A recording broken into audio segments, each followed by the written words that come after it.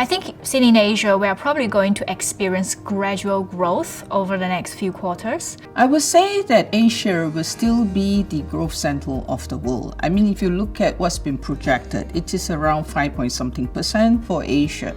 And if you look around the world, that's really a lot more subdued compared to Asia. I mean, Asia is set for good growth in the medium to long run.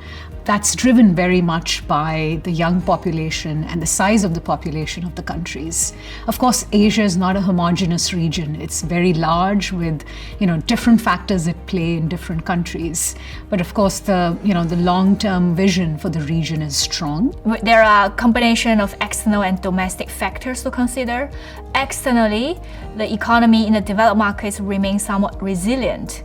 And internally, in Asia, we have idiosyncratic growth factors that are contributing to the domestic demand.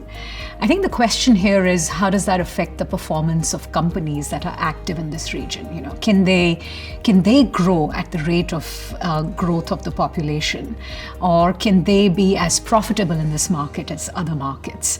And I think that's going to depend on many different factors, including interest rates, ease of doing business in the region, availability of talent, the China +1 strategy, and so on and so forth. More interesting is what's going to be happening in the pockets of growth, which I'm interested in.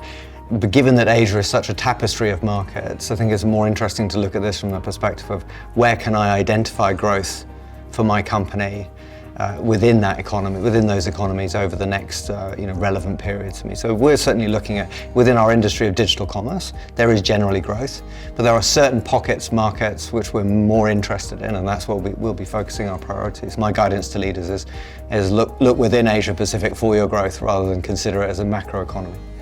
With a workforce that is much younger, the investment in technology infrastructure, I personally would expect that growth to continue and perhaps even increase over the years. So yes, over the next few quarters, we're looking for a gradually growing landscape.